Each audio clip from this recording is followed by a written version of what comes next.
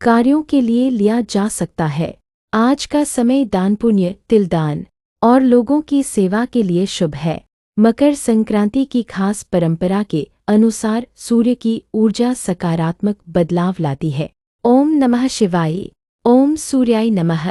प्रिय भक्तों, आज हम आपको सुनाने जा रहे हैं पुण्य पर्व मकर संक्रांति की दिव्य कथा, जो केवल एक त्योहार नहीं बल्कि जीवन को अंधकार से प्रकाश की ओर ले जाने का संदेश है। जब सूर्य भगवान धनु राशि से निकलकर मकर राशि में प्रवेश करते हैं तो उस क्षण को कहते हैं मकर संक्रांति। यह वह समय है जब देवता भी प्रसन्न होते हैं और मनुष्य के पुण्य कर्म 1000 गुना फल देते हैं। भक्तों, हमारे शास्त्रों में कहा गया है ये सूर्य आत्मा जगतस्थुषश्च, अर्थात सूर्य ही चर और अचर जगत की आत्मा है। सूर्य के बिना न जीवन संभव है, न अन्न, न जल, न प्रकाश। इसीलिए हमारे ऋषि मुनियों ने सूर्य को प्रत्यक्ष देवता कहा। मकर संक्रांति के दिन सूर्य उत्तरायण होते हैं, यानी देवताओं का दिन प्रारंभ होता है। कहा जाता है कि जो मनुष्य उत्तरायण में देह त्याग करता है उसे मोक्ष की प्राप्ति होती है। महाभारत का युद्ध समाप्त। नमस्कार दोस्तों, स्वागत है आपका हमारे YouTube चैनल पर। आज हम बात करेंगे 14 जनवरी 2026 के पंचांग, तिथि, नक्षत्र, शुभ समय और इस दिन विशेष धार्मिक घटनाओं के बारे में। आज का दिन है बुधवार 14 जनवरी 2026। आज माघ मास के कृष्ण पक्ष की एकादशी तिथि सुबह से लेकर शाम तक रहेगी। शाम लगभग 5:50 बजे के बाद द्वादशी तिथि लग जाएगी। आज अनुराधा नक्षत्र का प्रभाव रहेगा, जो आध्यात्म, स्थिरता और ध्यान के लिए शुभ माना जाता है। चंद्रमा आज वृश्चिक राशि स्कॉर्पियो में रहेगा, जो आत्मान्वेषण और गहन सोच का संकेत देता है। आज मकर संक्रांति का त्योहार है।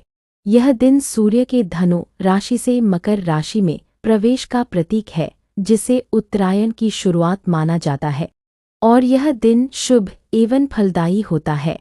आज षटतिला एकादशी भी पड़ रही है।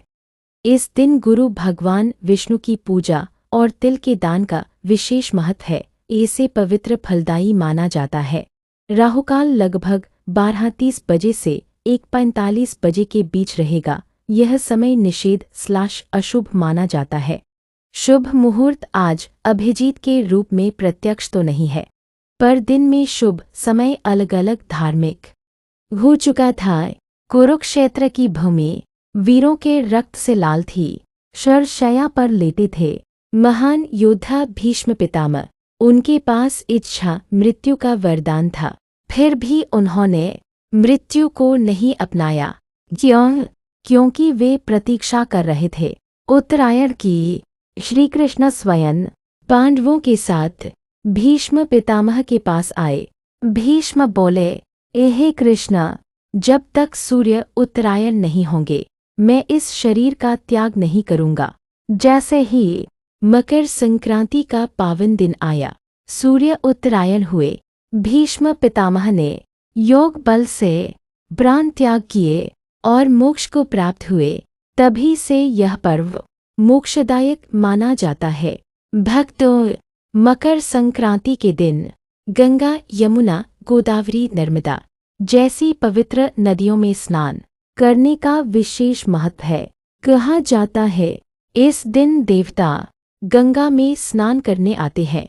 जो व्यक्ति सच्चे मन से स्नान, दान और जप करता है उसके 7 जन्मों के पाप नष्ट हो जाते हैं।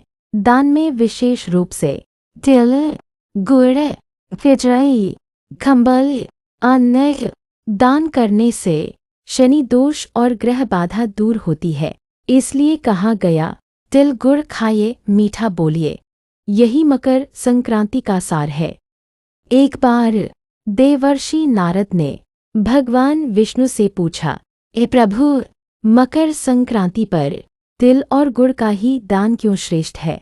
भगवान विष्णु मुस्कुराए और बोले, नारद, तिल तपस्या का प्रतीक है और गुड़ मधुरता का। जो व्यक्ति अपने जीवन में तप और मधुरता दोनों धारण करता है वही सच्चा भक्त है। खिचड़ी इसलिए बनाई जाती है क्योंकि यह अन्न, दाल और घी का संतुलन है, यानी समरसता। भक्तों, मकर संक्रांति केवल धार्मिक ही नहीं, प्रकृति का उत्सव भी है।